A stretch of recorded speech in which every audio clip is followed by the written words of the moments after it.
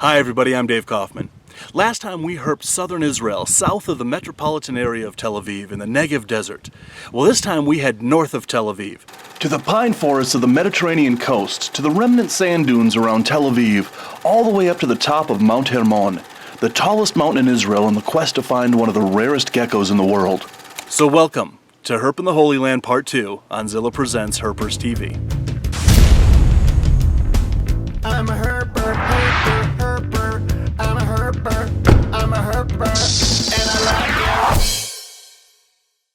it. The Tel Aviv metropolitan area is a huge area on Israel's Mediterranean coast.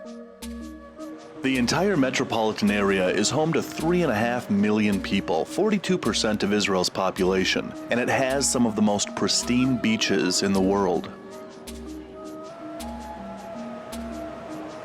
It is home to the world's largest concentration of Bauhaus buildings and world-renowned works of art. Even with this enormous metropolitan area just to the north, on the outskirts of town, there is enough natural areas left that hold some incredible reptile species. Leaf nose. Oh. You saw several of these, but this is another one. The leaf-nosed snake proved to be a very common snake in its range. Altogether, we saw almost close to 30 individuals. Another common snake is the diadem rat snake. Popular with keepers around the world, we saw about a half a dozen of these incredible snakes through the entire trip.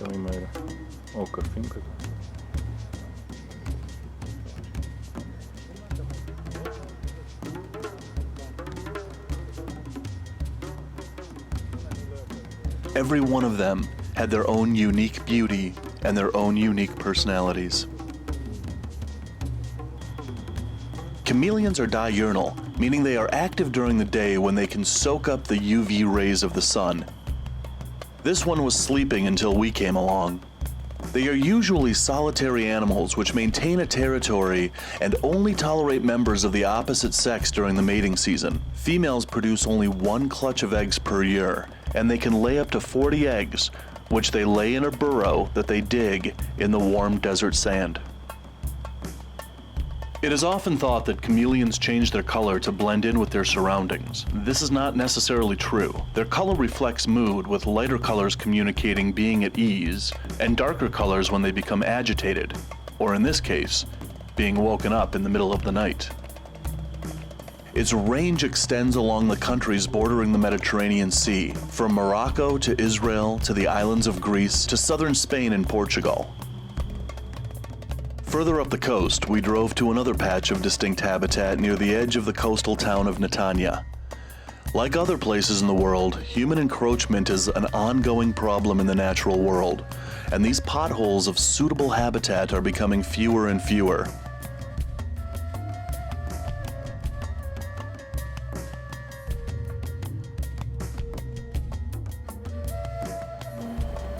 But it didn't stop us from finding some amazing reptiles here.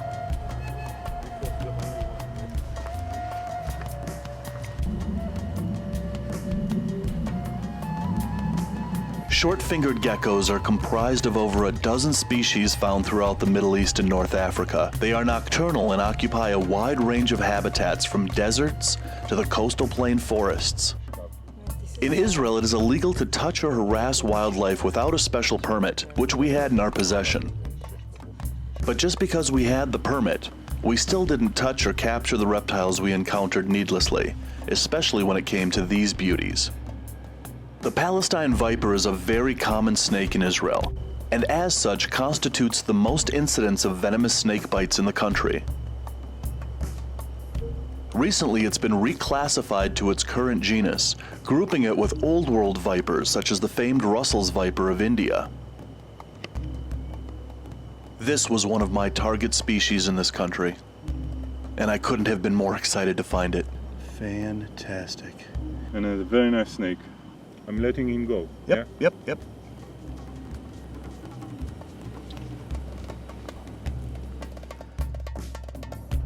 The next morning I hopped a train heading further north up the coastline to the port city of Haifa.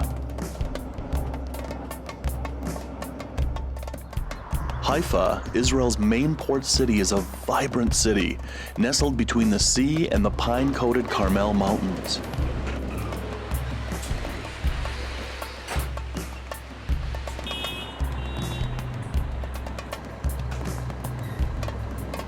Lizards such as this Lebanon lizard have adapted and flourished in an urban environment.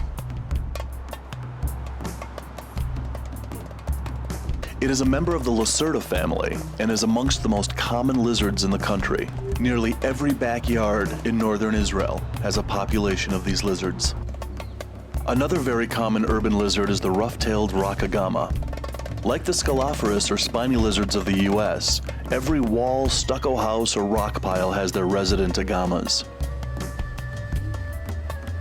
They are sexually dimorphic, with males becoming jet black as adults. A prolific breeder, they lay 2 to 3 clutches a year of 4 to 12 eggs. This aids in making them a very successful common lizard. A hike into the Carmel National Park, which overlooks the city and the sea, is one of the most beautiful places I've ever visited. It has a prehistoric past where Neanderthals once called home, but today it's home to these beauties. The Mediterranean spur-thighed tortoise, also known as the Greek tortoise, is one of 2 tortoise species in Israel, and the more common of the 2. It is broken up into 3 subspecies in Israel, but due to crossbreeding and overlapping populations, it is difficult to fully individually identify them. They range in the northern half of the country and spend their days foraging for a meal of plants and flowers.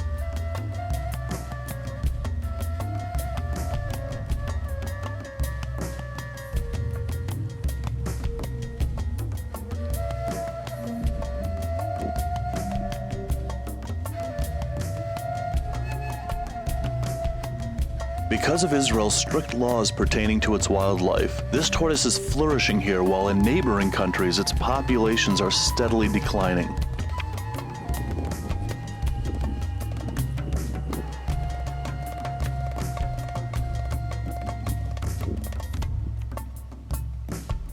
A resident of the northern third of the country, the Israeli fan-fingered gecko is a primarily diurnal species that does not wander far from its home cover, making them easy to spot if you know where to look. Geckos are very well represented in Israel, making up over 25% of the lizard species found here.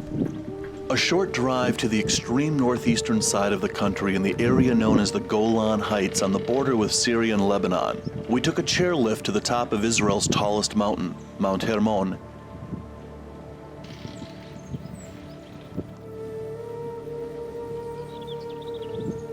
We met up with a class of herpetology students while on a field trip to the region to survey the reptiles found in this unique area of the country. I came not only to visit with the students, but to find one of the rarest geckos on Earth, which is only found at the top of this particular mountain. Although I came to see the rarest lizard in the country and possibly on Earth, we started with one of the most common. The bridled skink is found in many Mediterranean habitats and spends its time making a living on the various arthropods in the area. As the instructor taught the students about this common lizard, seeing the students take such an active interest in such a common species gave me a newfound excitement, and if I ever needed a reminder of why I'm a herper, this was it. The black-headed ground snake, also called a kukri snake, is a small, rare species that is so secretive that not a lot is known about its natural history. It spends most of its time underground in search of ant eggs and insect larvae. It bears a striking resemblance to the blackhead snakes of the American Southwest, with parallel habits and diets. This is a perfect example of convergent evolution. We continued up the mountain, still in search of that rare gecko that only lives at altitudes of 1,300 meters and above, and is only found at the top of this mountain and one other in Lebanon. We searched for hours, flipping almost every rock on the mountain, still with no luck of seeing what we had come for. Nearing exhaustion and running out of time, we flipped that one lucky rock. The Hermon bowfoot gecko is certainly one of the rarest species of reptiles I've ever encountered in the wild anywhere in the world. Here in Israel, it's protected and therefore flourishing. The population in Lebanon is not faring well, and its future there remains uncertain. This encounter was simply one of the most exhilarating finds for me in all the years and all the places I've traveled to see these incredible animals in the wild.